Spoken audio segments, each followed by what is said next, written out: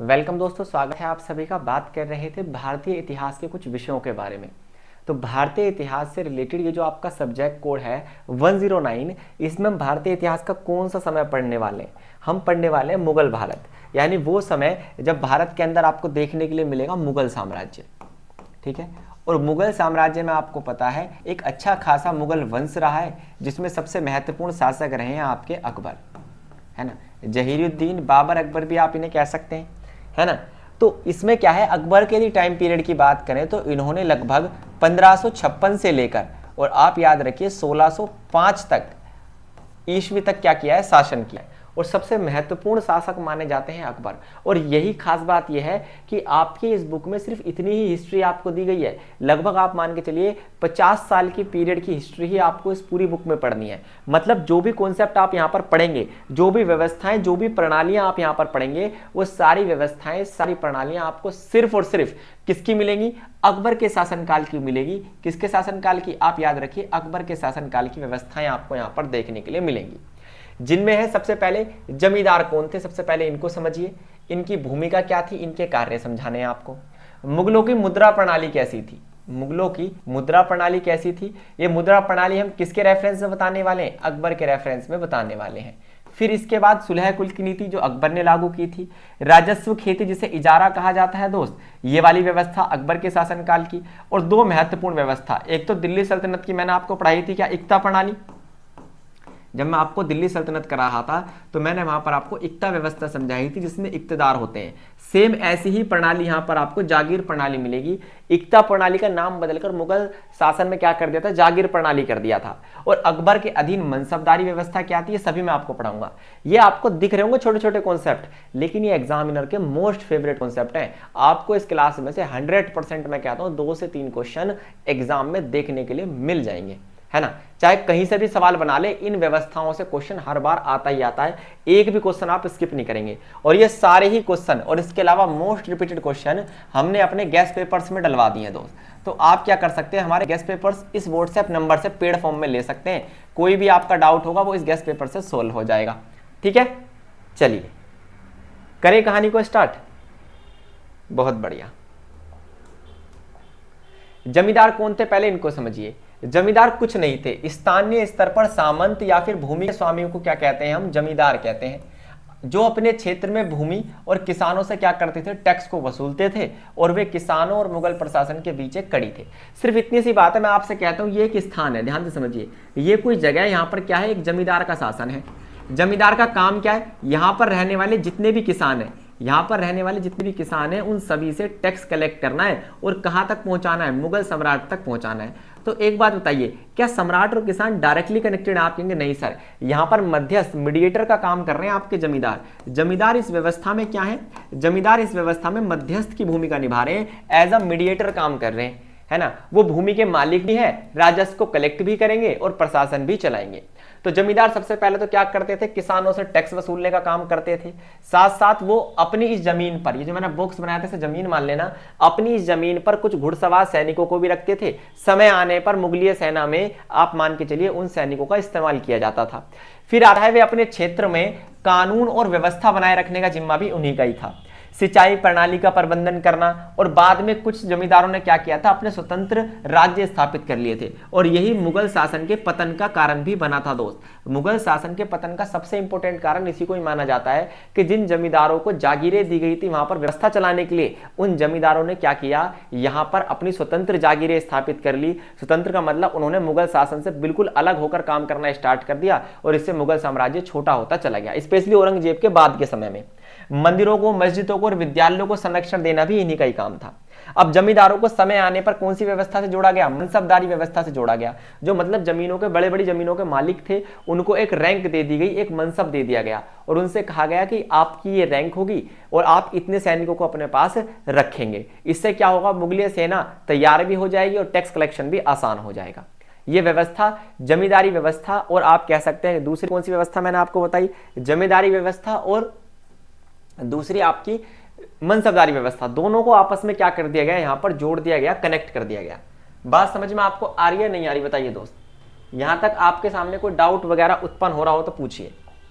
Next, मुगलों की मुद्रा प्रणाली कैसी थी? मुगलों की मुद्रा प्रणाली की बात करें तो व्यापार, टैक्स कलेक्ट करना और सैन्य भुगतान करना, ये तीनों व्यवस्था पैसे पर ही टिकी होती हैं। व्यापार पैसे से चलता है, आपका टैक्स कलेक्शन पैसे से चलता है, सैन्य भुगतान, भाई सेना का जो भुगतान हम करना पड़ता है, सैलरी, क्योंकि यहां पर अभी मैं आपको पढ़ाऊंगा कि कुछ ज्यादातर सैनिकों की बात करें आप, सभी को सैलरी पर ही क्या किया जाता था, रखा जाता था।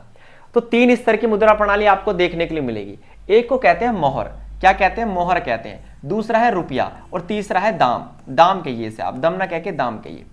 सोने के सिक्के को मोहर, चांदी के सिक्के को रुपया, जो कि शेरशाह सूरी ने जारी किया था। ये जो चांदी का सिक्का है जिसे आप रुपया कह रहे हैं, इसको शेरशाह सूरी ने जारी किया था। हालांकि ये मुगल वंश से नहीं था, लेकिन बीच में इसने भी मुगल, आप कह सकते हैं, वंश के बीच में शासन किया। हुमायूं को हराकर गद्दी पर बैठा था और कुछ समय बाद हुमायूं ने शेरशाह सूरी को फिर हराकर अपना साम्राज्य वापस ले लिया था। तो जैसे आपने नाम सुना होगा शेरशाह सूरी मार्ग जिसे आप कहते थे, है ना, ग्रैंड ट्रंक रोड, वो इसने ही बनाया था। शेरशाह सूरी द्वारा रुपया प्रणाली शुरू की गई थी। बाद में अकबर ने भी इसी को ही अपना लिया था। सभी सिक्कों पर सम्राट का नाम होता था, उसकी उपाधि लिखी होती थी और कई बार कोई इस्लामिक संदेश भी रुपये के ऊपर लिखा होता था। अगर टकसाल या आप कह सकते हैं मिंट की बात करें कि कहां पर आप कह सकते हैं धातु को ढालकर सिक्के बनाए जाते थे, कॉइन्स बनाए जाते थे, तो दिल्ली है, आगरा है, आपका लाहौर है, जयपुर है, सूरत है, इन जगह पर छोटी छोटी टकसालें बनाई गई थी। टकसाल होती है जहां पर नोटों को छापा जाता है, उस तरीके से सिक्कों को बनाने वाली मिंट। ठीक है। व्यापारियों को सशक्त बनाने के लिए या फिर विदेशी व्यापार के लिए, जिसमें सोने के सिक्के ज्यादा इस्तेमाल किए जाते थे बड़े व्यापार में, तो उन सभी के लिए मुद्रा प्रणाली का चलन बहुत ज्यादा आवश्यक था, क्योंकि जो मनी होती है वो स्टेबिलिटी लेके आती है किसी भी प्रकार के व्यापार में, किसी भी प्रकार के ट्रेड में। क्लियर?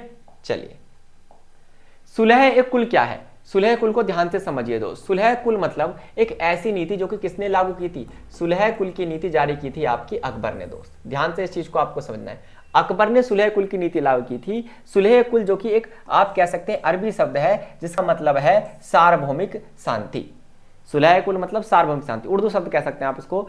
सार्वभौमिक शांति का मतलब कि मेरे साम्राज्य के अंदर जितने भी धर्मों के लोग रहते हैं उनके बीच में कभी लड़ाई झगड़े ना हो, तो धार्मिक शांति यहां पर आप कह सकते हैं इसको। इसमें अकबर चाहते थे कि मेरे साम्राज्य में धार्मिक सहिष्णुता और समरसता बनी रहे, यानी सभी लोगों में लड़ाई झगड़े ना हो। अब देखिए कैसे, सभी धर्मों का सम्मान इसमें किया जाता था, चाहे वो कोई भी धर्म हो, सभी धर्मों को समान दृष्टि से देखा जाता था। इसे ही आज के समय में धर्मनिरपेक्षता कहते हैं। आज के समय में इस शब्द को क्या कहते हैं आप? धर्मनिरपेक्षता, सेकुलरिज्म कहते हैं। जजिया कर और तीर्थ यात्रा कर, ये दोनों ऐसे कर थे जो गैर मुस्लिमों पर लगाए जाते थे। जो व्यक्ति मुस्लिम नहीं है वो जजिया कर और तीर्थ यात्रा कर देगा। अकबर ने तुरंत इन दोनों करों को क्या करा? हटाया। इसके अलावा जितने भी धार्मिक नेता हैं, चाहे वो किसी भी धर्म के हों, उन सभी को क्या किया जाएगा? सम्मान दिया जाएगा। जैसे अकबर ने इस्लाम में इबादत खाने की स्थापना की थी फतेहपुर सीकरी में। इसके अलावा मुगल प्रशासन में हिंदू और मुस्लिम दोनों को तैनात किया जाएगा। जैसे कि मैंने अभी आपको बताया था, अकबर के नवरत्नों में एक तो टोडरमल है ना, इसके अलावा बीरबल, ये दोनों कौन से धर्म के थे? आप कहेंगे सर हिंदू के ही तो थे, बीरबल कर दिया, बीरबल है ना। तो ये हो गया दोस्त आपका। इसके अलावा राजपूत नीतियों के तहत हिंदू राजाओं के साथ वैवाहिक संबंध, जैसे अकबर ने स्वयं ने हिंदू रानी आप कह सकते हैं राजकुमारी जोधा से क्या किया था? विवाह किया था, हम जानते हैं इस चीज को। दीन इलाही सबसे इंपॉर्टेंट पार्ट है सुलह कुल का, क्योंकि अकबर ने स्वयं ने अपना एक धर्म बनाया था जिसका नाम था दीन इलाही, जिसमें सभी धर्मों की क्या थी? सार्वभौमिक स्थापना का प्रयास किया गया।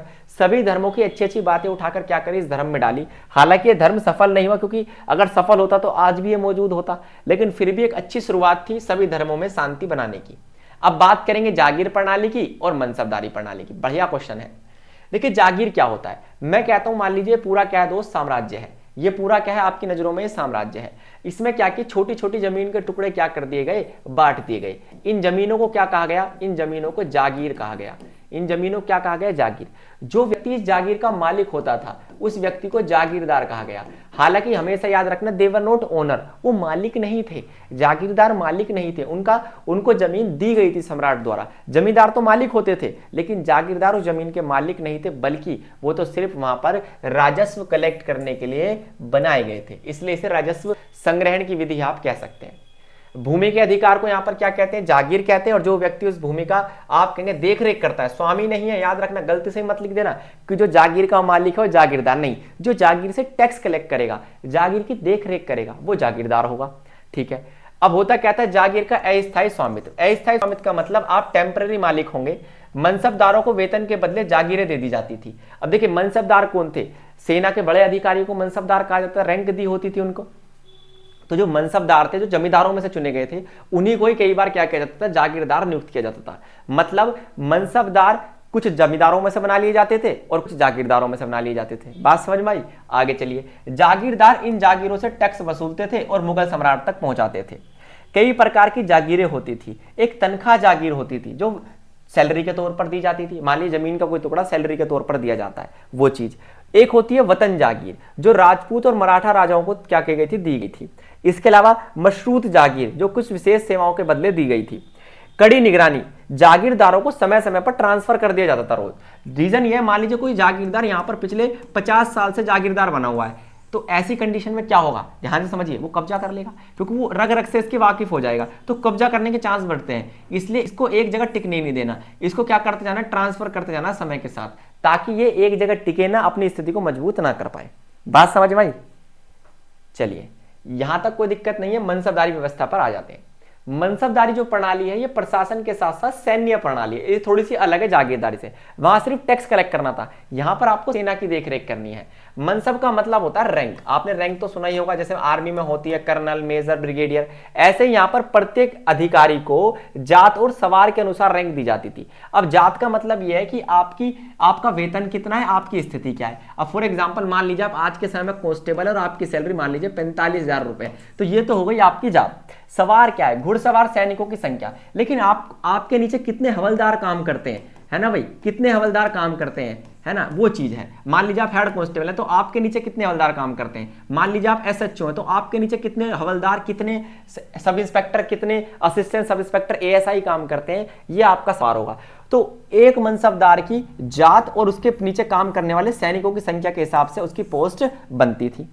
जागीर के रूप में वेतन, अधिकांश जो मनसबदार थे उनको जागीर दे दी जाती थी, और जैसे मनसबदार को जागीर मिलती थी वो जागीरदार भी बन जाता था। इसलिए मनसबदारी व्यवस्था और जागीरदारी व्यवस्था एक होने लग गई थी। इसके अलावा मनसबदारी प्रणाली में सिर्फ मुस्लिम्स को नहीं बल्कि हिंदुओं के साथ साथ मुस्लिम, राजपूत, विदेशी सभी अधिकारियों को रखा गया था। मनसबदारों को समय समय पर क्या किया जाता था, ट्रांसफर किया जाता था इन्हें भी। रीजन क्या है, इनकी स्थिति अगर मजबूत हो गई तो ये भी क्या कर लेंगे, कहीं ना कहीं कब्जा जमाना जागीरों पर स्टार्ट कर देंगे, और ये नहीं चाहते थे। अब आते हैं इजारा प्रणाली पर। इजारा को समझिए क्या है। इजारा प्रणाली मुगल शासन के दौरान टैक्स कलेक्ट करने की एक ठेकेदारी मॉडल था। ठेकेदारी मॉडल, मान लीजिए हम टेंडर पास कर दें कि भाई इस गांव से ये जो व्यक्ति है इस गांव से क्या करेगा, टैक्स वसूल करेगा। ये टेंडर मैंने इस व्यक्ति को दे दिया, ठेका दे दिया ना, तो टैक्स वसूल करने की ठेकेदारी व्यवस्था इजारा प्रणाली। होता क्या था, राजस्व वसूली का ठेका। राज्य क्या करता था, टैक्स कलेक्ट करने के लिए अधिकार जो है सबसे अधिक बोली लगाने वाले को बेच देता था। अब मान लीजिए मैंने कहा इस जमीन से टैक्स वसूलना है, यहां पर ये 6 लोग आए कि सर हम कर देंगे, इस काम को हम कर देंगे। पर मैंने कहा कि आप बताइए कितना यहां से लेकर आ सकते हैं। किसी ने कहा कि सर मैं 100 सोने के सिक्के जितना टैक्स यहां से लेकर आ सकता हूं, किसी ने कहा 50, किसी ने कहा 50,000 तक का यहां से टैक्स वसूल के मैं दूंगा। जिसने सबसे बड़ी बोली लगाई उसे ये टैक्स का ठेका यहां पर दे दिया गया। इसे जो व्यक्ति यहां पर क्या करता था, इजारा प्रणाली के तहत टेंडर लेता था, उसको हम कह सकते हैं क्या, इजारेदार यानी ठेकेदार। ये जो ठेकेदार जो थे किसानों से ज्यादा टैक्स वसूल लेते थे। इजारदारों को एक निश्चित अवधि के लिए ठेका दिया जाता था क्योंकि उन्हें अपना भी प्रॉफिट कमाना होता था और हाईएस्ट प्रॉफिट वहां भी देना होता था। तो हाईएस्ट प्लस हाईएस्ट मतलब एक्सप्लॉयटेशन। भाई तुझे भी ज्यादा पैसा चाहिए, मुगल शासन को भी ज्यादा पैसा चाहिए, किसान इतना लाएगा कहां से। तो किसानों का शोषण यहाँ सबसे ज्यादा होता था। कृषि उत्पादन लगातार गिर रहा था और मुगल प्रशासन पर इसका नेगेटिव प्रभाव पड़ रहा था क्योंकि टैक्स कलेक्ट करने का ठेका जो दे दिया था। फिर दोस्त चलिए, तो आज के लिए केवल इतना ही रखेंगे। थैंक यू, धन्यवाद, नमस्कार। फिर मिलेंगे एक ऐसी ही क्लास के साथ। हमारा एजुचक्र एप्लीकेशन डाउनलोड कर लीजिए, वहां पर हम डिटेल में चैप्टर वाइज आपको क्लासेस देते हैं। धन्यवाद।